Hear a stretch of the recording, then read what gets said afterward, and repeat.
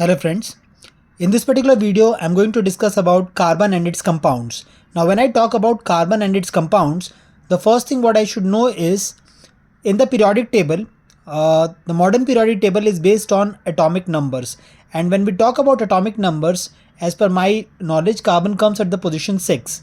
Now when I talk about this 6, it means that there are 6 electrons present over there. These 6 electrons can be written in the form 2 and 4.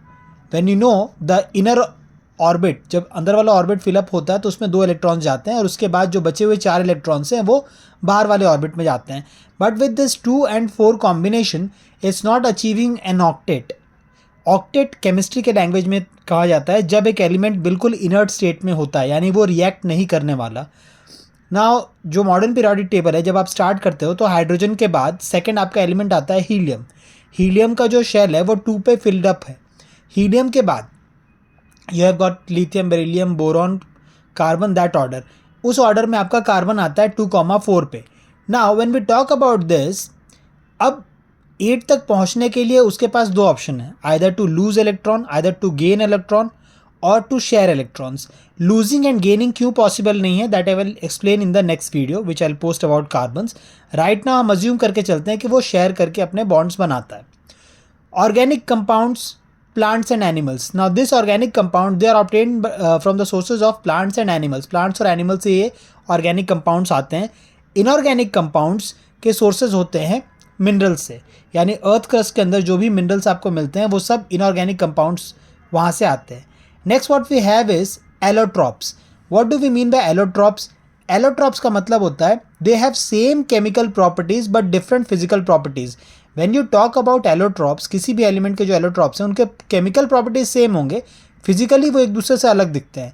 To understand this more, what we can do is we will do crystalline allotropes first. Now when we talk about crystalline allotropes, what I have over here is diamond, graphite and fullerene. These are 3 examples of crystalline allotropes. Crystalline allotropes का मतलब होता है इनके fix sides होते हैं, sharp edges होते हैं and they are well defined. Crystalline structures में उनके मेल्टिंग पॉइंट, बॉइलिंग पॉइंट, जितने भी फिजिकल प्रॉपर्टीज होते हैं बहुत ही वेल डिफाइंड होते हैं. Diamond, here every carbon atom can form combination with 4 different atoms. What happens, इस केस में ये स्ट्रक्चर जो होता है बहुत ही स्ट्रॉन्ग होता है. डायमंड का जो स्ट्रक्चर है, बिकॉज 4 एटम्स के साथ वो कंबाइन करते जाता है and overall a very strong pattern is developed. The reason is that कि जब इस तरह का पैटर्न डेवलप होता है then this diamond it doesn't dissolves in any solution. I mean generally जो नॉर्मल सॉल्यूशंस होते हैं जहाँ डिजॉल्व हो सकता है वहाँ पे डिजॉल्व नहीं होता. 3500 degree Celsius is the melting point. You can easily imagine ये बहुत ही हाई मेल्टिंग पॉइंट है. Second thing is that it's a bad conductor of electricity.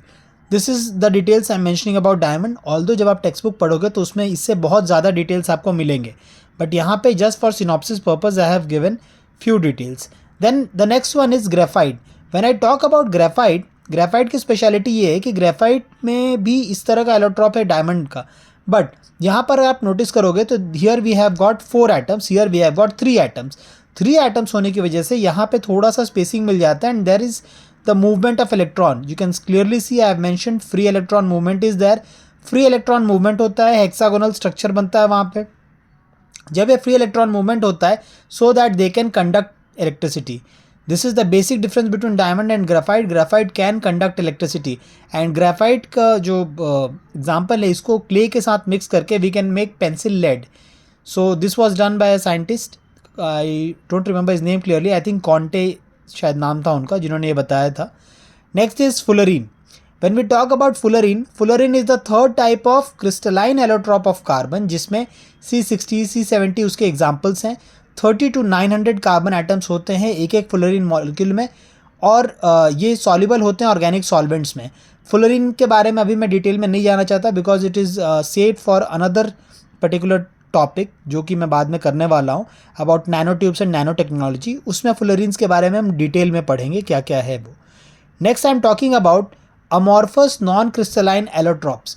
When I talk about amorphous non-crystalline allotropes, इसमें सबसे पहले नाम आता है कोल का.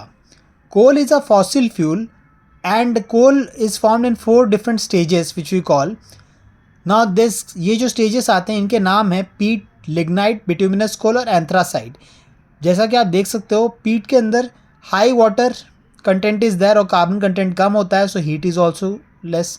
इन लिग्नाइट ये इसके बाद वाला स्टेप में आता है। लिग्नाइट में जैसे टेम्परेचर और प्रेशर इंक्रीज होता है अर्थ क्रस्ट के अंदर, what we have here is that in lignite 60% carbon content is there, so obviously more carbon, more heat is there.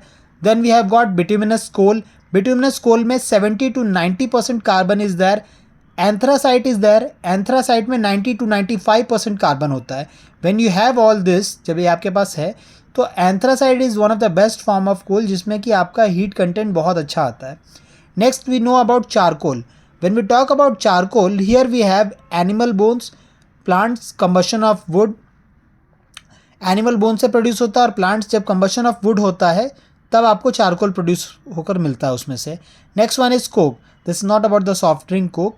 Coke here means pure coal after removal of coal gas. Coal जो आप generally produce करते हो ये वाला, इसमें से कोल gas जब हम बाहर निकाल देते हैं, रिमूव कर देते हैं, तो जो बचता है हमारे पास वो होता है कोक। इसके भी बहुत सारे यूजेस हैं that I will discuss in the next video which I will post. इसके बाद what we have right now is carbon hydrogen bond, that is hydrocarbons. Hydrocarbons में कार्बन हाइड्रोजन के बॉन्ड होते हैं ना। ये हाइड्रोकार्बन जो होते हैं एक 2-3 टाइप के हैं, single bond, double bond and triple bond. Single bond में you can clearly see carbon की वैलेंसी 4 की है। अगर 4 की वैलेंसी कार्बन की है, you can clearly C I have shown here 3 hydrogen bond with 1 carbon. 3 यहाँ से फिलअप हो रहा है, एक जो बचा हुआ वैलेंसी है वो यहाँ पे फिलअप होता है इस कार्बन के साथ। Similarly with this carbon 3 hydrogen है, हाइड्रोजन हाइड्रोजन हाइड्रोजन, और एक बचा हुआ जो बॉन्ड है वो कार्बन के साथ है। अब अगर आप इससे एक स्टेप आगे जाते हो अल्कीन्स में, अल्कीन्स और अल्काइंस ये अनसैचुरेटेड हाइड्रोकार्बन्स हैं, डबल बॉन्ड और ट्रिपल बॉन्ड वाले। यहाँ पे क्या होता है, कार्बन के साथ 2 हाइड्रोजन है, कार्बन की वैलेंसी 4 की है, तो बचे हुए जो 2 बॉन्ड है वो कार्बन एक दूसरे के साथ आपस में बनाते हैं। These are the 2 bonds. Next is alkynes. Alkynes में क्या होता है, एक कार्बन के पास 1 हाइड्रोजन और 3 बॉन्ड्स वो आपस में बनाते हैं। They are forming 3 bonds together, that is called as unsaturated. Alkenes और अल्काइंस अनसैचुरेटेड है and alkenes are saturated. Apart from this remaining parts to be discussed in next video because we have got too many parts still remaining in this. जैसा कि आप देख सकते हो list यहाँ पे I have carbon, allotropes, diamond, graphite, fullerene, and here I have hydrocarbons, charcoal, anthracite, bituminous coal, lignite, alkene, alkyne. Now in the next part which I'll discuss, there we will have carbon dioxide uses, methane details, straight chain, branch chain, catenation power, covalent bond, functional groups, carboxylic acid, ether, ester, amines, IUPAC systems. So बहुत ही detailed analysis होगा next particular video में जब मैं इसके बारे में post करने वाला हूँ। Thank you so much for the love and support to the channel and this video is coming after a bit of gap because I was not well, इसी वजह से ये वीडियो थोड़ा शॉर्ट है बाकी वीडियो से। I will try to improve up in my upcoming videos. Thank you so much once again, please like and share the channel.